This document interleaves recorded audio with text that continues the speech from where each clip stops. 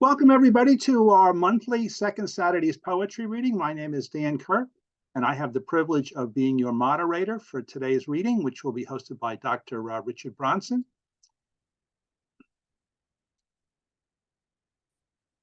So we will have our featured reader, and then we have an opportunity for an open read. So if you want to be part of the open read, just please type your name in chat. I will announce those. I will call upon you in groups of 3, so you won't be surprised. And if you're chat challenged like Marvin is, we'll just come back to you at the end, and anyone who wants to read will get an opportunity to read. Please don't turn on your microphone unless it's your time to read, unless you're called upon. We do believe feedback is a gift, so we've been doing this virtually now. I think we're coming up, Kathy, on our 3rd anniversary of having gone virtual with this. We do fine-tune it, so feedback is a gift. So if you have any feedback, I've got a real easy email, danielbkerr@verizon.net. Just send me an email. I'll go over the feedback and review the feedback and interpret it with Dr. Bronson and with Kathy as well. Planned agenda, we do start approximately at 11. We're scheduled to go to 12, but there is a little bit of flexibility in the agenda depending upon how many people we have for the open read. So I'll get you all settled. I'll turn it over to Dr. Bronson. He'll introduce our featured poet. Then we go to the open read. Remember to put your names in chat. And then we'll bring back our featured poet, Greg Alexander, for an encore at the end. And then Richard will come back with some concluding comments and announce the next poet. Again, we do these every month, second Saturday of every month. I realize you're here for poetry, not for evangelization. But there are a couple of things. If you want to do a deeper dive of what we do at the church and how we serve the community, you just go to our website. But I will mention 3 things that traditionally the poets are very actively involved in. One is that we do concerts once a month, Saturdays at 6. So the next concert is May 6th, and it's the Whitman String Quartet. Also, the poetry is once a month as well. That's a picture taken when we used to do them in the church. So that's always the 2nd Saturday in the month. And if you're interested in around, we have a Native American healing program called Native American Drumming, which is the 4th Thursday of each month, led by Dr. Rick Statler. Again, if you want to do a deeper dive in any of those things, just go to the All Souls website. And if you're interested in music, when you go to the website, with the help of Tom Brownworth, a local resident, we're now recording the concerts, and they're actually posted on the website as well. So the last 3 concerts that we've done are actually recorded and available on the website. Once a year, we combine all of these things. Once a year, we combine Native American drumming, we combine poetry, and we combine music. This was the brainchild of Carmen Bugan, who many of you know, a very well-known and respected poet. And it's called Conversations on the Sacred. So we have sacred readings. And after each sacred reading, there is a musical interlude from students from the university. And our Native American drummer as well does a reading from some of the Indian leaders, Native American fathers, and then he does some drumming as well. So it's a unique experience. You'll notice the picture, you'll recognize a lot of people in those pictures because all the readings are done by members of the poetry community. So if you have an interest in that, let me know. We've set the date, but we will soon be looking for people to actually read. And then the last thing I'll mention before I turn it over to Richard is that the church is at the top of a hill. It's a beautiful property. It's a beautiful reflective space, but it's a challenge for people to get up the hill. When Gladys Henderson was our poet laureate and she used to host it, she had to stop hosting because she couldn't make it up the hill. There are lots of people that when that church was designed, the average life expectancy in the U.S. was 50 years. I'm not going to ask how many people in this in this poetry reading are more than 50. But it's a bit of a hike to get up the hill, and there is no bathroom. And we're mindful of the fact that people need a bathroom. They don't want to have to go to down the street to go to the bathroom. So this we hold this annual 5K race, 2K walk, and it does 2 things. It celebrates the role in the church and the community that we serve, and it also raises funds to make the church accessible and put a bathroom in the church. Each year, this is going to be the 15th year. I think the picture of me the first year probably has less white hair. I'll speculate why that's true, but we're into our 15th year now, and this is a tradition actually Sharon Doyle started years ago. We have a group called the Live Poet Society, and you'll recognize Bruce there and Richard and Kathy and others. Each year there's a group that actually, so far we haven't had any poets run in the race, but we do have a group that walks in the race called the Live Poets Society. So please put that in your calendars. We'd love to see as many poets as possible on October 1st. And with that, I will turn it over to Dr. Bronson. Richard. Well, welcome everyone. Welcome people who are old timers here. Welcome to newcomers. I always look forward to the second Saturday. It's one of my favorite readings. And I'm hoping maybe at some day we'll have a return to All Souls. I was wondering why when the building was built, why they didn't think of having a bathroom in it. And maybe it wasn't permitted to go to the bathroom in those days during services. I don't know. Anyway, welcome to Greg Alexander. So I thought I would start reading today by reading a couple of poems a little afterwards about my mom. I don't know why I started thinking about her, but I did, and these poems came to mind. So my subconscious was saying something, and I'm going with that flow. So the first poem is called Perfect. Perfect. She snapped each bean to judge its freshness, pressed each peach, each tomato squeezed while I looked up at the counters, walked the aisles of A&P behind her cart. We smelled the cantaloupes, shook the honeydews, thumped the watermelons, felt the firmness of cucumbers. She sniffed coffee beans before they were ground, knew the odor of fresh fish, color of spoiled meat. She has lived her life this way, judging for herself the quality of things, what others take for granted.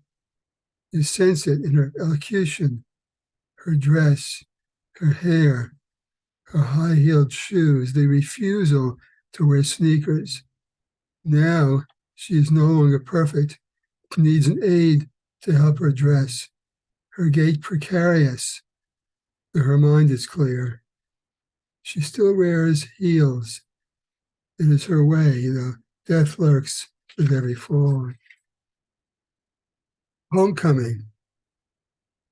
A year since your passing, so hard to return, and everything untouched, unchanged. The photos of great-grandchildren on the Knabe baby grand. The love seat with vines entwined, silk-covered ottoman in tatters, silent grandfather clock run out of time. Your closet's crowded with fancy clothes, bags of decades-old bank statements neatly arranged by year and rubber-banded envelopes, a box of family snapshots, my father holding me as a toddler on his shoulder. In your bedroom, his chest of drawers never opened from the time you sold the house, moved to this apartment 30 years ago. The scent of his cologne still lingered on silk pajamas, socks, underwear, stale cigars, and clip-on paisley bow ties. Lament. When men are born to suck the blood of days, and naked trees at winter's end lift their limbs in Sabbath prayer, they break the matzos of despair. The fire of ice engulfs my heart and Mount Aries of my mind, as I have wandered fields of loss, trapped in turmoil of remorse. Mother, in your suit of spring, teach your grieving son to sing. Father, wield your mace of light as they walk the ways of night. Thank you. So we should move on with our featured reader. And it gives me great pleasure to introduce Greg Alexander. He's a retired psychologist and poet, well known on Long Island, lives in Stony Brook with his wife, Anita. And he's been a poet since childhood. And his mother was a mentor, and my mother, Hannah, also was a published poet. And Greg has published Call Them Home by All Books Press and is working on his second book of poetry. Welcome, Greg. We're looking forward very much to hearing you read today.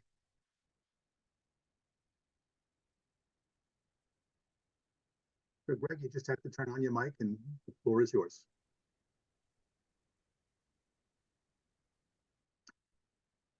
Greg, you got to just hover your mouse along where you turn on your mic before.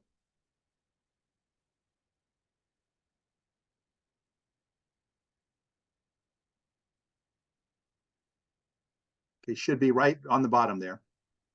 Okay, fine. Can you hear me? You have arrived, and we're grateful you're here. All yours. Great. Okay, Dan. Thank you very much, Richard. And thank you, Dan. And thank you, Kathy, for inviting me to be a featured poet. I just want to say that my book of poetry that is published, I think you can all see it. It's called Call Them Home. And the book is published by All Book Books by Monk Harris, who was my editor with this book. I'm very proud of it. I think Monk did a fantastic job. And it is for sale on Monk's website of All Book Books. He's going to be the publisher of my second book of poetry called Reawaken Up.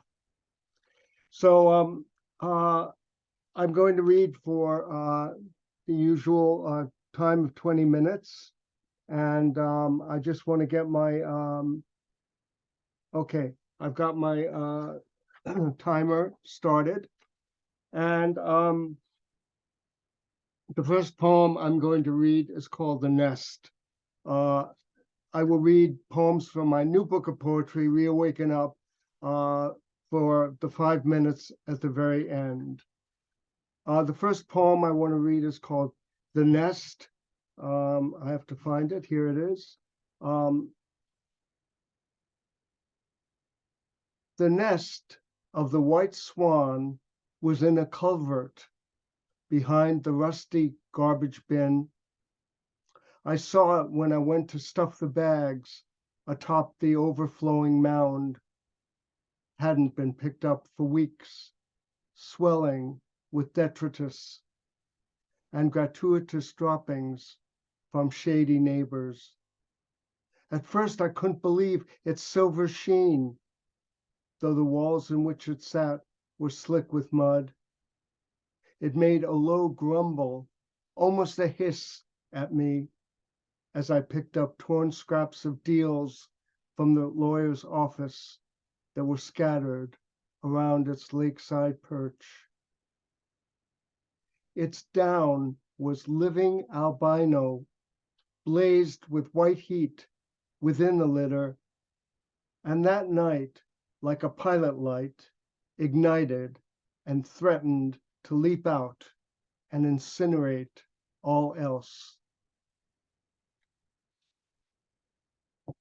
I want to mention as an afterword that poem was written at my private practice office, which I miss a great deal. It was overlooking a beautiful part of the bay on the South Shore and Bay Shore.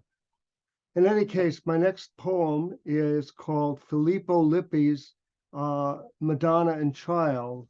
That is a famous painting by a Renaissance, pre-Renaissance actually, painter. I believe it's at the Met. I am very inspired by art, and a lot of my poems were inspired by paintings. So this is Filipino Lippi's Madonna and Child. Carmine red robe, ultramarine stole, distilled from daybreak skies. Her face framed by flaxen locks. Serious eyes are half closed in daytime reverie. The little nude boy she holds in an offering gesture, as if a cornucopia bowl. He plays atop the pages of a book, insouciant. This is her deepening, his miraculous birth, being guided to the manger by the Essene elders, the gentle wakeful animals, and royal magi with their strange ways. And now this hyphen in time, his babyhood. She must channel and guide the morning light to burgeon like a blooming poppy, and her hands must stroke her precious one in bathes of massage to become the blood orange flame of unconditional love, inextinguishable.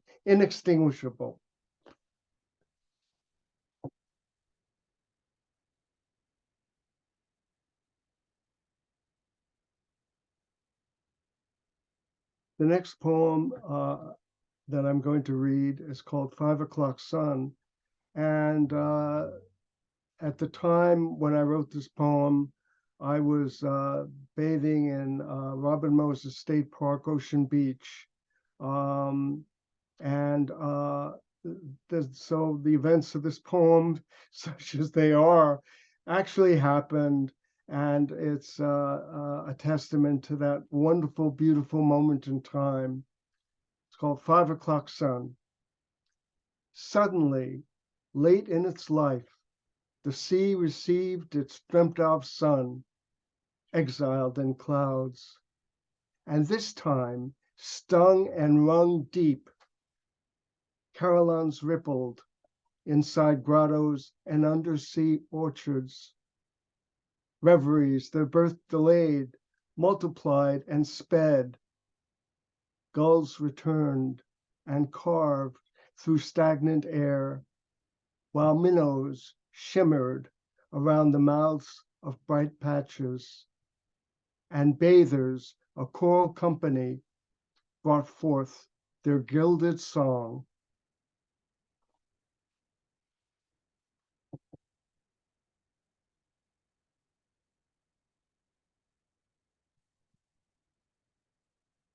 This poem is called Instant Friend Fantasy.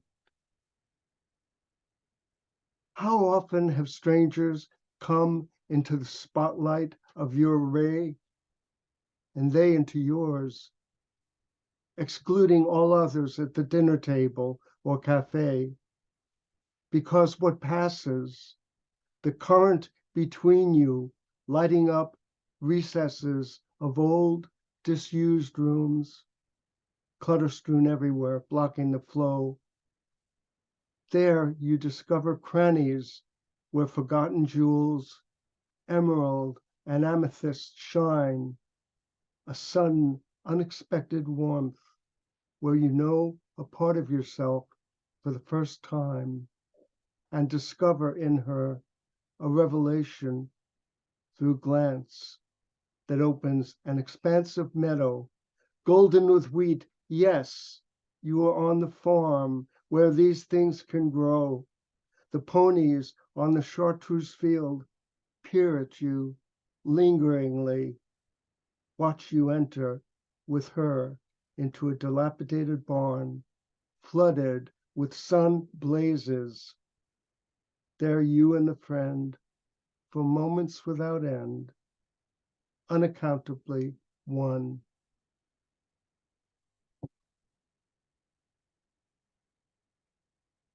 And now, River of Apple Blossoms. This is a poem that I wrote about the same time many years ago. I was working at the VA Medical Center in Northport, and it was a beautiful time when the apple blossoms had just been falling. It's called River of Apple Blossoms. Against a drab curb, drifts in the strong wind, swirls round my feet, bend down to touch them, as envisioned, diaphanous, dream-inducing. Imagine you invade my mouth and throat, flow into fissures of my brain where dismal thoughts have accumulated. Imagine your satin waves advance, light as bee pollen, touch the circuits of sameness, siphon and funnel into the hardwired critiques. You've left the spring trees and congregated for a mission to free us of debt to the concrete world.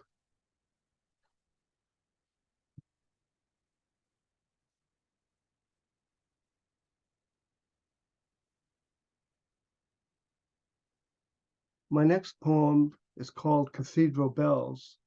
I wrote this poem in a city in England, and I'm still not sure exactly which one it was, but my wife and I were downtown right at noon. I'm sorry, right at 5 o'clock before evensong. It's called Cathedral Bells. Cathedral bells swell and riot at evensong, brim over, pour down, saturate the town. Clangs repeat as colors rise above the docks, shocks of orange. Ruinous reds run as scars of pleasure. Reverberations shake the air. Peals of sound roil the canals with tempestuous winds. Cascade in roller coaster scales. Around my ears, the brazen pounding, till a prisoner I am in adamantine cell, to be released then, and to the fleeing sun, fired to ascend.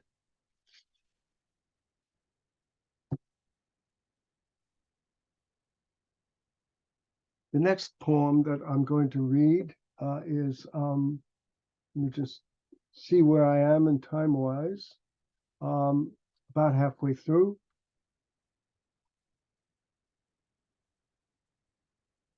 The next poem is the longest poem that I'm going to read. It's from Call Them Home. And it's an anti-war theme, as I think will be immediately evident. And I want to say how deeply saddened I am, depressed I am by the war in Ukraine.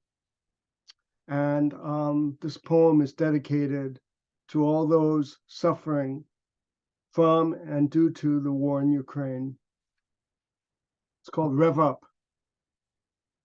By the way, it's pretty depressing until the end, and hopefully the end, the last stanza will be a beautiful and uplifting contrast to the gloom that I think I'm going to be describing in Rev Up.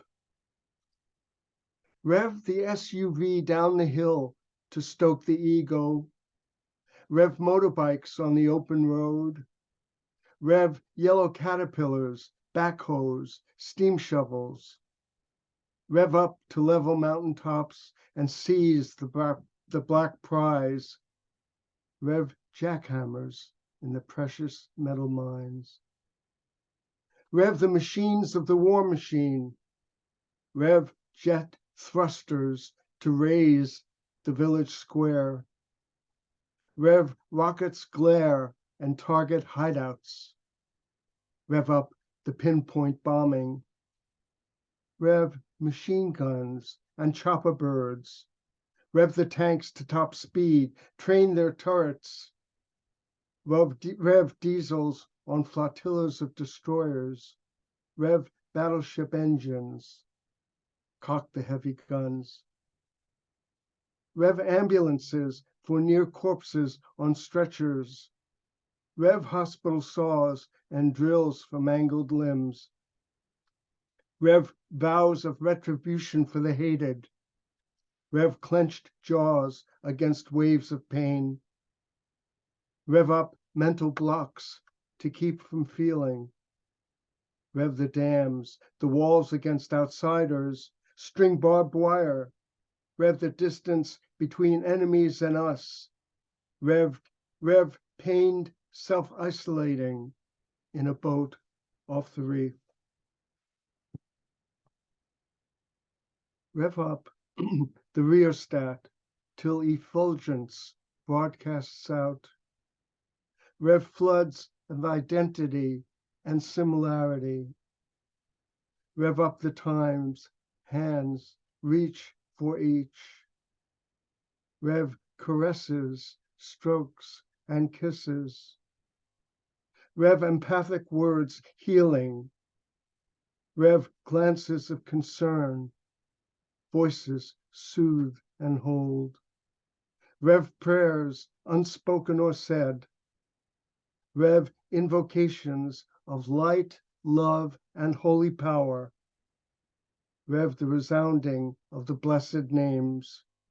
Raise pulses of supernal vibrations.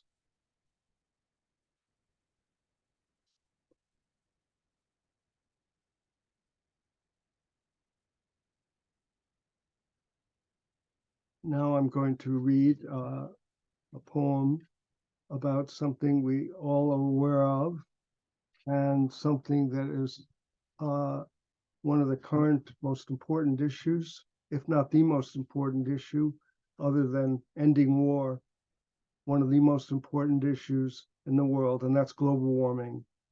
So this poem is about the sleep walkers that all of us are, in terms of what's happening with global warming.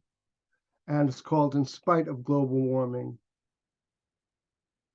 In spite of global warming, there are more ice cubes walking and talking than ever.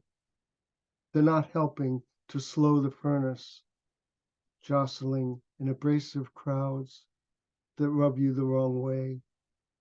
You've inhaled their frosty words like exhaled vapors, felt embraces of steel cages, the metal freezing your skin.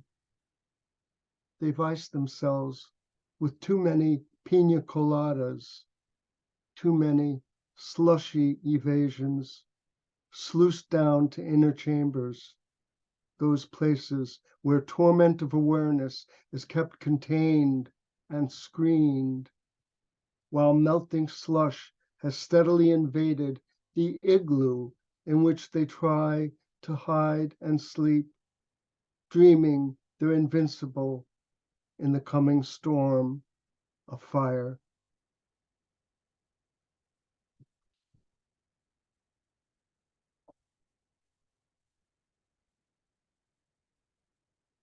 The following poem that I'm going to read is called, it's a style, a type of poem called concrete poetry. I don't know if you can see the poem on the page here, but it's in the form of a candle flame. And the name of the poem is O Divine Mother. Divine fire, feed us, turn us, seed, burn, churn, knead, and learn us till in a second, knowing, combust, burst upward.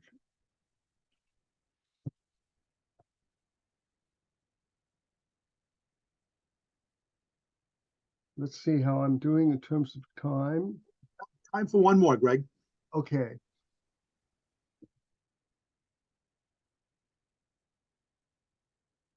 This poem is called Zone of Oneness, and I wrote it during a visit with my family to Bermuda. It was written in a town called St. George's. It's called Zone of Oneness. Sunday, and we're approaching the zone of oneness, closer to the central square. Distinctions blur, the edges of you and me dissolving, centers refined to include parts of each other. Unknown becomes known. Known disappears into knowing. Where there was a sky roof, where bottom planks were, is now glassy. Walls are windows that lift out into dawn. Bursts of sunflowers radiate in pulses. Through all sings the roundelay of the one name. Okay, I guess that does it for my time. Thank you, Dan. I'll be back for 5 minutes at the end.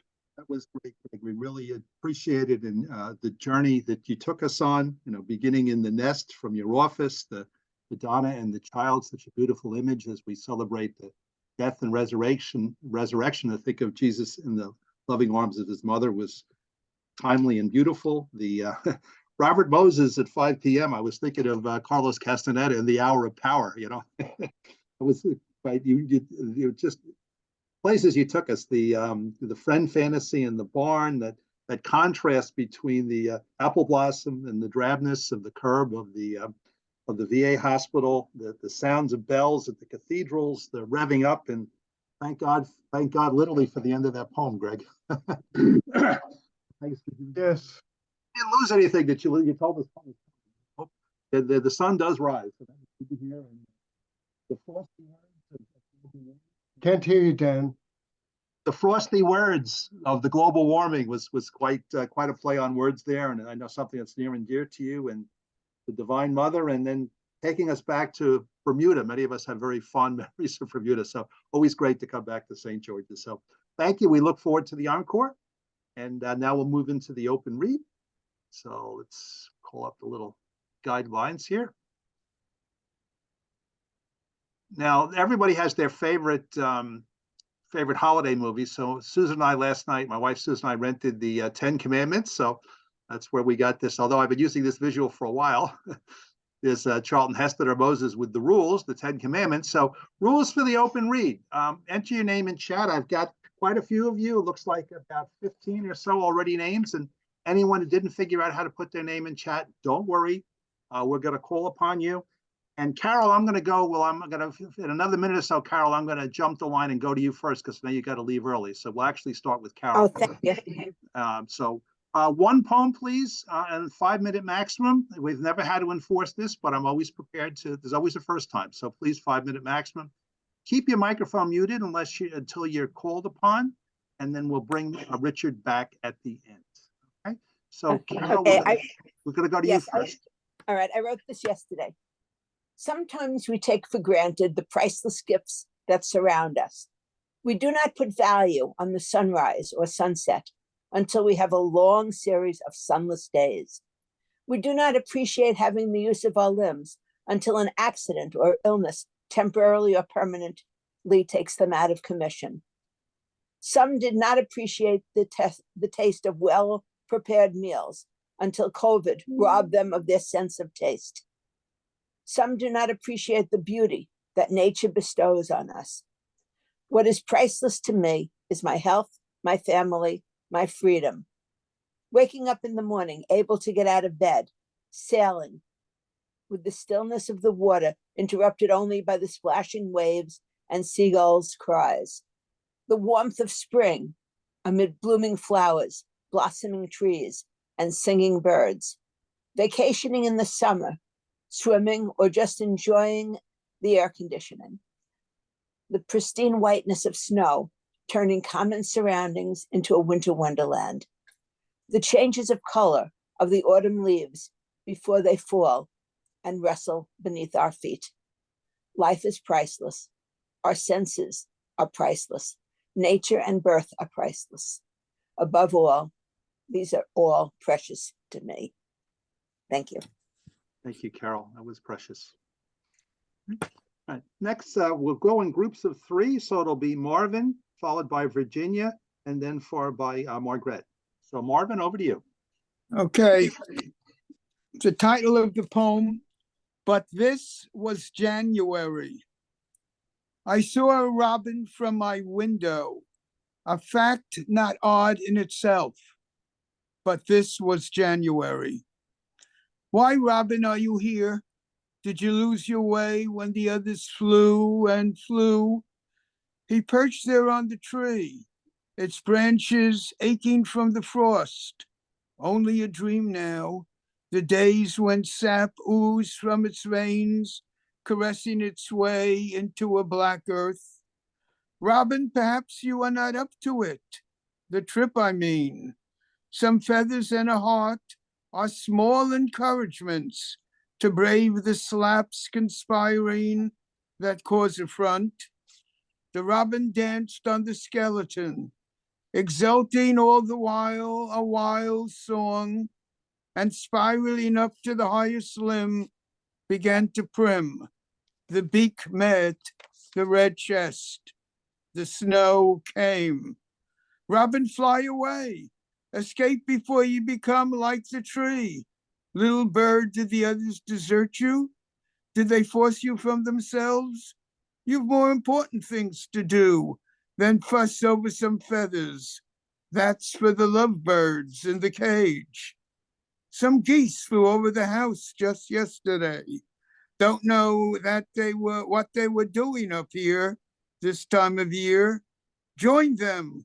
They will not mind. Fly, Robin. Fly beyond the fingers of the white hands. By God, it was something to see.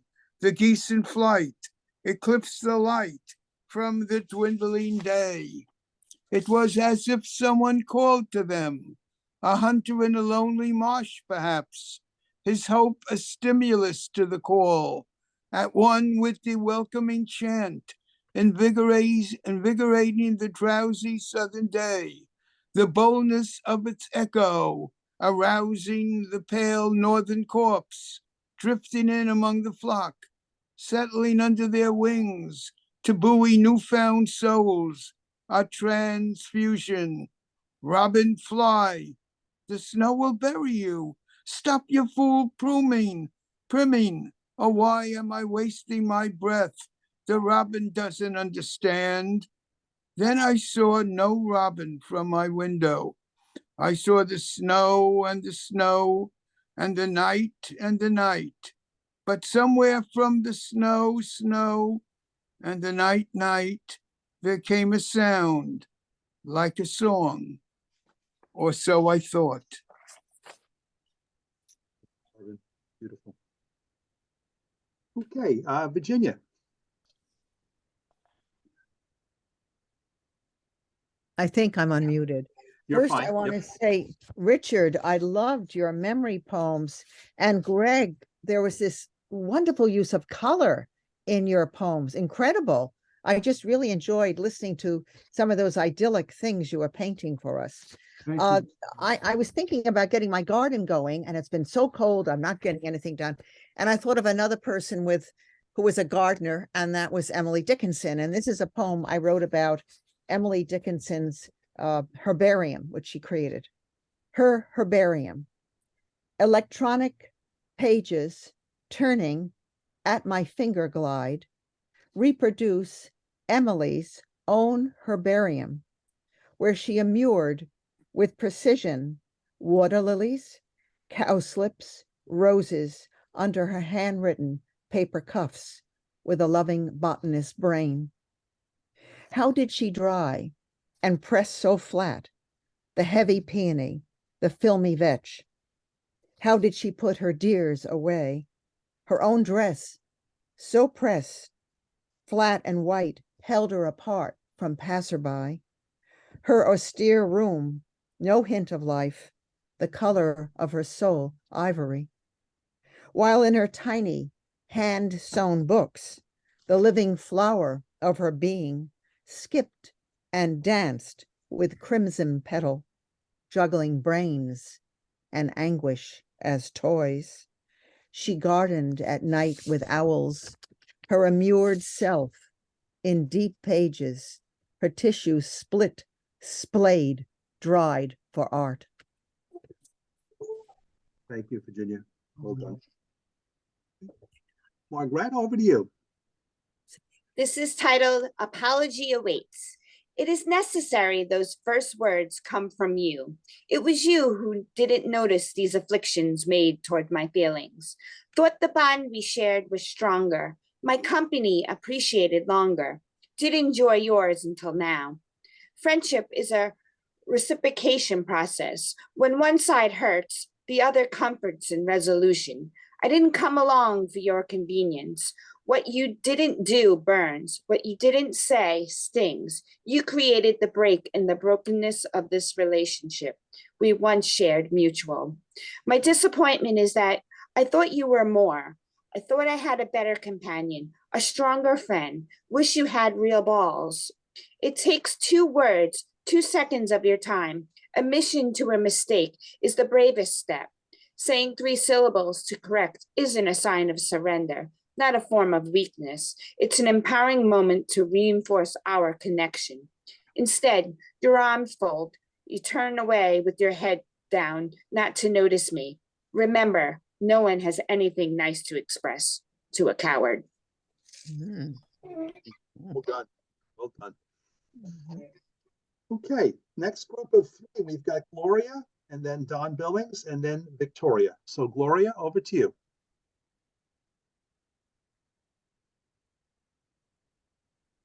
Gloria, you got to turn your mic on. Oh, There you are. I Go did. ahead. Can you hear me? You're all set. We're all My yours. mic is on. Okay. I just wrote this the other day, so I'm still working on it. It's called 3 a.m. It's 3 a.m. and I'm up for my early morning pee.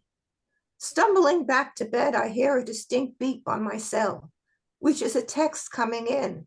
What the hell, I think, and open it to read from one of the many poetry journals I've submitted to. We are sorry, but even though we've enjoyed your work and would love to see more, in parentheses, those please wait at least a year or 2 before submitting again. You cannot publish at this time. Oh, God. And think, maybe even want to respond. You couldn't wait until morning, but just toss it into the trash with all the others. They say Bukowski papered the walls with all of his, but probably figured it was cheaper than paint. Thank you, Gloria. I think you touched the chord there. Okay, Don, over to you. All right, this is an unusual poem. It's written about a molecule of water that comes down in a raindrop and lands on a tree outside of my window. There's a picture of the tree, and the poem is called Droplets on Leaves. Out of the round window, I see the brightness of the sky reflecting reds and greens through droplets on the Japanese maple leaves. Liquid pearls resting iridescent after their long fall to Earth's surface, waiting for the sun's warmth to send them back again. For a cloud ride in the wind, to fall as rain again, to mingle with the earth, to seep into soil, to flow beneath the land, to rise in a spring, cool forest pool, then flowing in a shaded brook, to splash through rapids, pass through fishes' gills, and mix with lake waters, then on to rivers, one into another, bringing mineral salts to the sea. And I wonder, will you ever fly to clouds again? Thank you, Don. All about the molecule of water. Didn't know you could fit that much in one drop. That was great. Okay. All right, Victoria with a T, over to you. Hi, everybody. I'm going to be reading today from my new full-length book of poetry from Kelsey Books. It's called Glimpse. And I will have up to 3 ways to purchase the book pretty soon. This one is called Constant Window. I open my heart to find you, unfasten the bright round buttons of the starlit sky, reach into the black felt cloak of silence, feeling along time's flattened breast, my fingertips push through porous ribs, scattering a heart-shaped cloud of dust. Searching forbidden inky pockets, I find the note you left for me written in a teacher's hand, saying, I am right here, the palm of my hand forever pressing against my side of the constant window. Look again, this time from your side. See, the glass is as wide and blue as the sky. To touch me, you only need raise your palm and press it up against the heavens. Thank you, Victoria. Well done. Okay, now we'll go to Mike and then Emily Sue and then Bruce. So Mike, over to you. Morning. Morning. I was trying to put mulch down yesterday and was in a hurry so that I could get ready for the Good Friday service. And these thoughts came to me. It's called The Soldier's Reward. Up there on the hilltop, they gambled for my cloak, a crown of thorns upon my head, and cursed words they spoke. The pounding of the nails echoed through the crowd. The soldiers laughed and pointed, feeling mighty proud. For they had caught a traitor, the king of all the Jews, and he had been defeated. His life was now old news. But the day was not yet over. I still had things to say. I needed to forgive them before I slipped away. And then a soldier pierced my side to hasten my demise. And as my blood flowed from me, the world had darkened skies. They thought that was the climax, the end of just this man. But I'd opened up the heaven's gates. Their salvation now began. Thank you. Thank you, Mike. Well done. Very, very timely. Okay, Emily Sue. Good morning, everyone. Thank you, Greg, for sharing your work and all the open readers. I'm going to read this one that was published in Panoply Zine. It's called Shots Fired at Heckscher Park. Did the ducks and geese rise off the pond in unison at the sound? Did sun-drowsed turtles slip gently into the water from their log hammocks? Did the man in the golf cart feel luck ruffle his cheek as the bullets missed their mark? The air is still vibrating, not even a football field away from slides and swings where children play, and tranquility's fragments litter beloved manicured paths. Thank you. That's just quite a contrast there. Shot, the sound, and the beautiful park. Okay, Bruce, over to you. Thanks, Dan. And I wanted to thank you and Kathy and Richard once again for, presenting this. It's a great reading. And thank you, Greg, for reading. I very much enjoyed your work.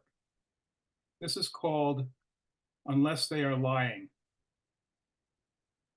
When someone says they have no regrets, this means they do not remember some of the things they have done and any of the things they failed to do. Thank you. That was well done. Okay, thanks, Bruce. Okay, the next we're over to Victoria.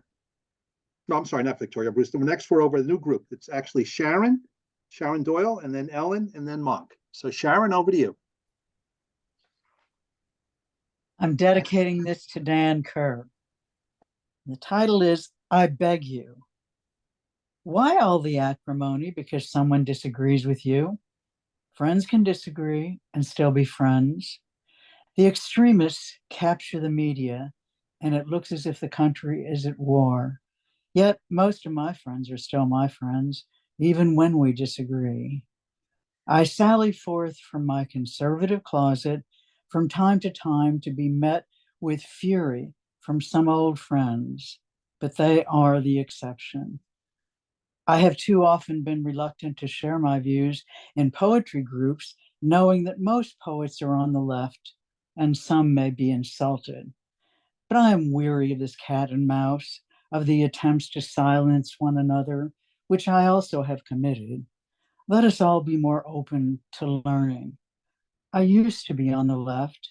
Now I think I know better, but maybe not. Show me where I am wrong. I long for discussing our differences. And no shaming or yelling, no hiding in safe spaces or closets, no hiding in vulnerability behind smugness or self-righteousness. Let us learn from one another, not silence one another. People who are willing to empathize with their opponents are my heroes. Whatever happened to, I disagree with what you say, but I will defend to the death your right to say it. Must not there be tenderness on both sides? I beg you. Thank you. Thanks for coming out of the closet, Sharon. Well done. Okay, so now we're over to Ellen.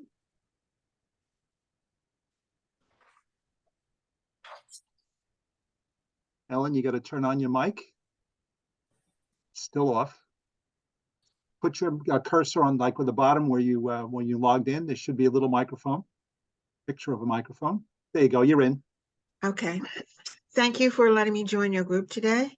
And I have a short little piece that was written from a prompt, if that's okay. That's fine. When thy kingdom comes. When thy kingdom comes, I will be the first in line to get an admission ticket. When thy kingdom comes, will there be a program for new beginnings for those who screwed up the first time? When thy kingdom comes, will there be any senior discounts? When thy kingdom comes, who will be in charge? When thy kingdom comes, will there be a new sun shining upon us? When thy kingdom comes, will the stars shine more brightly? When thy kingdom comes, can you guarantee my success? When thy kingdom comes, will there be any money back guarantees? Thank you, Ellen. Remember that poem tomorrow. We say thy kingdom come. Okay, over to Monk. Monk, glad to have you with us. All right, nice to be here. Thank you very much. And good to hear your poems come alive off the page, Greg. I'll segue into my poem along with your global warming poem. I'll add that one of the big issues is the extractive mining. And up in the Arctic, the Willow Project, and out in Nevada, Thacker Pass are two that I would mention people can look up. So this is called What to Do with Light in Early April. What to do with light in early April? Indoor chilly early evening. Winter's cabin fever faded, sky as blue as a robin's egg. All that April light glowing the glass windows. Outside a common grackle squeaks and whistles. Earlier in the day, woodpecker doing his thing again. Mint making the way above the surface of the earth again. Each day on my knees, smelling the prayers of hyacinths. What to do with all that light in early April coming out of the cave of the mind where you weathered the winter as if you were the only one. Last night the thunder beings woke the sky and woke the earth again, putting everyone on notice. Time for being awake, for caring for the earth again.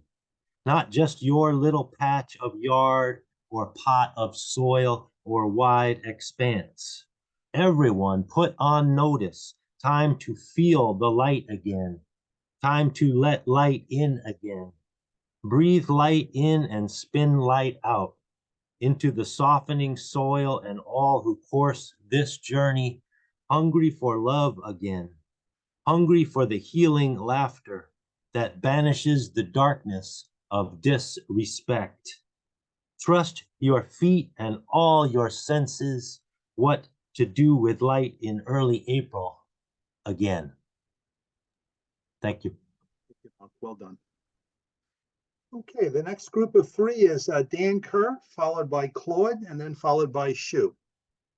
So what I'd like to read is, it was an anthology called The Beauty Within, Stories of Spirituality, Faith, and Love. This comes from Red Penguin Books, and I'd like to thank Linda Dickman, who encouraged me to make a submission to this. And the poem I'd like to read is in honor of my mother, who is her 104th birthday is coming up. And it somehow seems also fitting for the Easter and the other holy days. It's called Our Lady of the Lakes. After 80 years, the death of my father and a few strokes, it was time for my mom, Vivian, to leave Florida and move back to Northport for the last chapter of her life. Her house in Miami Lakes was empty. Her car was donated to charity. All we needed to do was to attend the last Mass at Our Lady of the Lakes Church before we boarded the plane with her faithful dog Murphy to write the last chapter of her life in Northport. The pastor knew this was Vivian's last Mass. All the church members she knew, loved, and helped for 23 years were told she was returning to New York. Unsteady on her feet and mumbling a bit, she held my arm as we made her way to the altar. Vivian would join the altar procession this last Sunday and read the scriptures to the congregation from the altar during her last Mass at Our Lady of the Lakes Church. The Old Testament reading that day was from Exodus. Moses came down from the mountain, and his face was aglow because he had seen the face of God. As Mom got up from her chair on the altar and made her way to the lectern, her gait became strong and steady, and her voice suddenly sounded clear as thunder. When she read the passage about Moses, I could swear her face was glowing as well.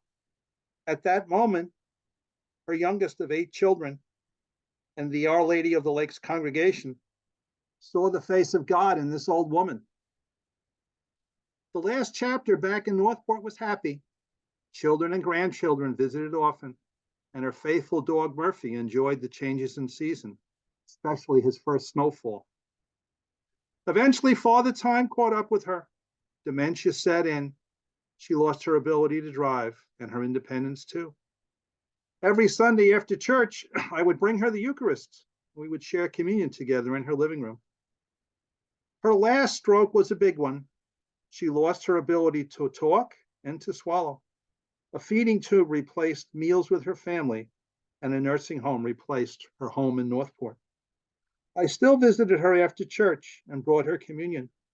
Since she could not swallow, I would dip my finger in the consecrated wine and place the blood of Christ on her lips and tongue.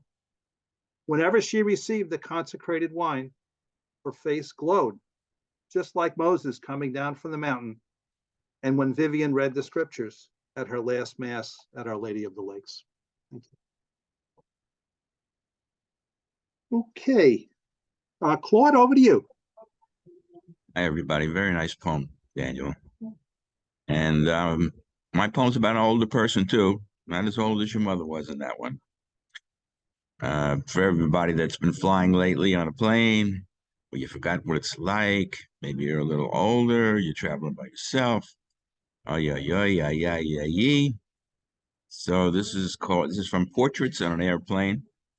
And this one is about a guy named Alexis Prosper from Trinidad. Alone, born in 1919, but not knowing his age, he continually goes through his documents, drops his passport. His money is aided by the stewardess, finding them along the side of the seat. When dinner comes, he eats the obvious first. Corn salad below clear plastic, bread, cake, then discovers there is a main course under the hot orange aluminum wrapping, eating every morsel, then sucks up the packaged butter, anticipatedly shakes the salt, tries to bite through the foil of the fresh wipe, but gives up. Then realizes he doesn't know what to do when he lands. How will he get to Clinton Street? He knows it's in Brooklyn. He needs help. I provide it. Figure out he has to call Tony, a young West Indian who has the key, but no car. A taxi will be necessary. 2 months in Trinidad. Now he's lost the string of his life.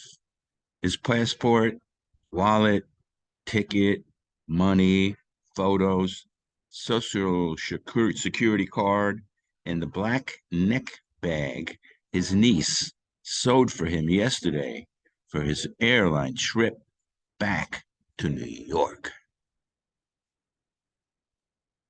Thank you, Claude. Quite a trip. Okay. Shu, over to you. Shu, it's your turn. Good noon, everyone. So I post my poem in the chat so you can read along. The title is I No Longer Love You. I loved you in a simple way, a sweet way, a silly way, a complicated way. In every possible way, I loved you. Maybe I loved you. Didn't know why I loved you, how I loved you, what I loved you, whether I love you. Maybe I loved you. No, I no longer love you, as you no longer love me. I shall stop thinking of you. I shall pass you. I shall forget you. I shall let you go. I shall. No, I no longer love you. Or maybe I still love you. Thank you. Thank you. And thanks. You know, I do feedback is a gift, and apparently I missed. I don't know if it was Judy or JR. So it was JR. Sorry, JR. My apologies. My apologies. I hope it'll be accepted. My apologies to skip you. Go ahead. Not a problem. I've been passed over. Not a problem. Thank you, Greg, for your reading. Very moving poems. Thanks for having this. You're keeping us in poetry. So I'm reading from Dog Speak. 24 poems written in a 24-hour poetry marathon in the voice of dogs. And I asked Monk to play Poetry Roulette, and he picked hour number 11. Welcome home, but I don't want to alarm you, but did you leave the door open last night or this morning before you left for work? When I got up around 10 this morning, I found an intruder in the house. I'm not blaming you, and I would protect your life at all costs, but I don't like knowing there's a stranger roaming around our house. I saw him this morning in the bedroom, but he didn't follow me downstairs. He's not in the kitchen or dining room, not lounging on the couch with me when I woke up around 3. Okay, I'm not a coward, but I didn't go back into the bedroom to see if he was still there. I listened in the hall, but all was quiet. He's big and maybe a little mean looking. So now that you're home, let's go see. Come on, follow me. I'll protect you. Okay, push the door open. Stay close at my heels in case I need to pounce on him. See? There he is. He's huge and, well, maybe a little cute. Okay, handsome. Oh, look, he likes you. His tail is wagging hay, just like mine. He looks, what? What's a mirror? Thank you. Thank you, Judy. That was worth waiting for. So, okay. So I think the next one, a name I have is James Horn. So if there's anyone else who wants to read, put your name in chat. And again, if you're chat challenged, we'll get you another way. But over to you, James or Jim. Okay. I title mine, Bigots and Racists Will Persist. Of course, this is after Tennessee 3 here. Truthful and sincere, in right direction steer, honesty appear. A real earth shaker, they expelled 2 lawmakers, white fools and fakers. When they were expelled, bigots' heads had been all swelled, caused trouble compelled. Bigots and racists have been part of a long list, will exist and persist. Want to be knowing when faces will be glowing, to well we are going. God gracious Son sent, what we should do is repent and listen to all who repent. Thank you, Jim. Well done. Okay, let me go to the different, I think, Wendy, did you want to read? See your name in chat. Yes. Go ahead. You know, with 3 major religions celebrating holidays today, I brought out my holiday dinners, A to Z, which is a memoir of holiday dinners at my mom's. Another holiday dinner. Better get ready for another cooking adventure. Can't she be more careful Doesn't she remember what she puts in the oven? Everyone knows to check the oven before turning it on. For heaven's sake, what was the plastic ice cube tray doing in the oven anyway? Good thing I got here early to take the holiday dishes down. How would Mom have gotten them down without falling off the chair she uses as a stepladder?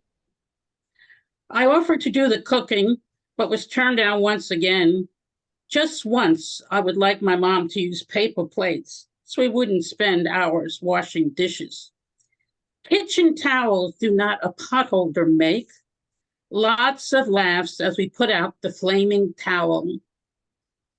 Mom keeps making the holiday meals year after year.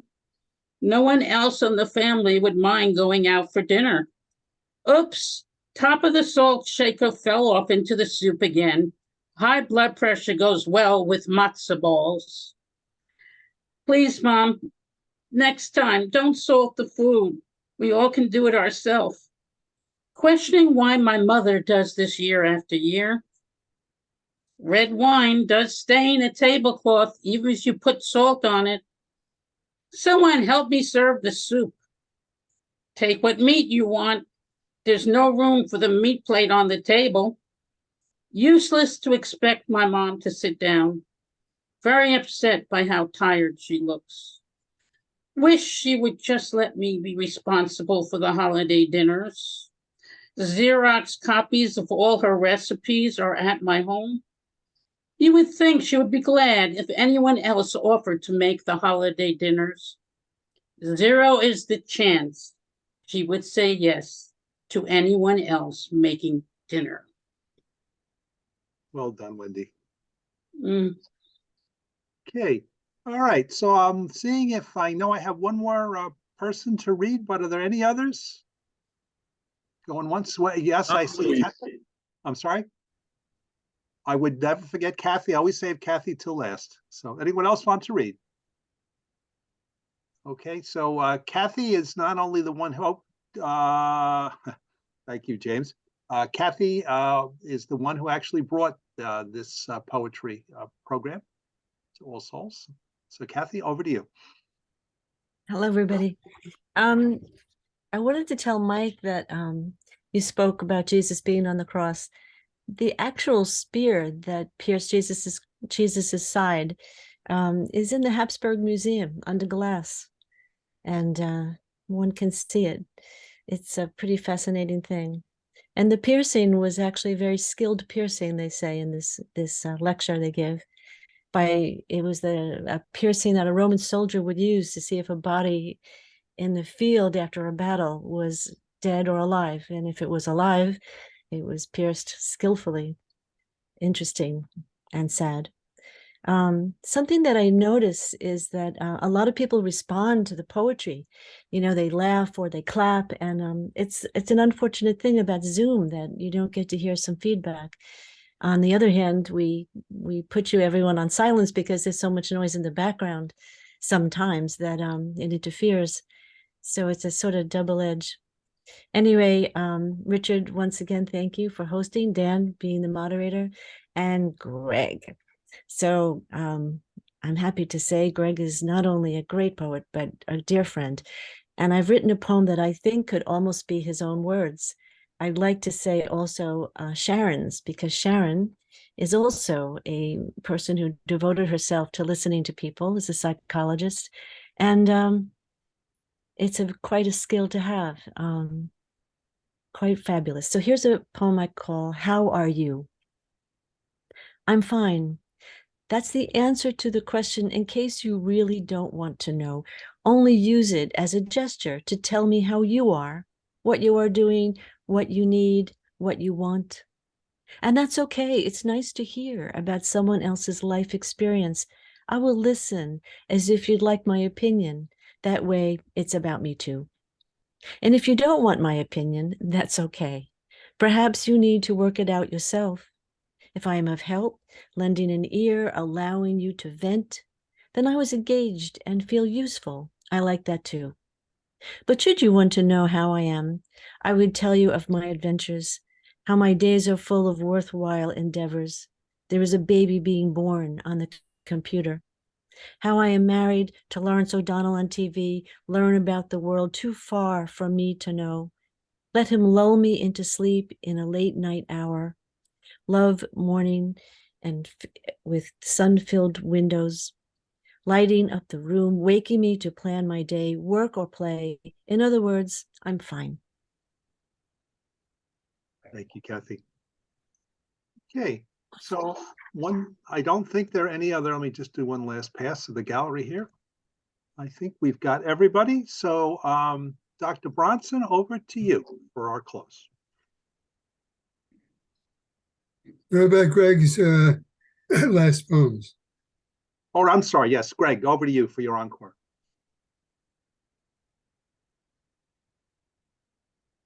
So Greg, remember to turn on your mic. Okay. There you go. Good. These two poems, they're both relatively brief, are from my new book of poems, Reawaken Up, which Monk Harris and I are working on. It's called Plaster Angel on a Neighbor's Lawn.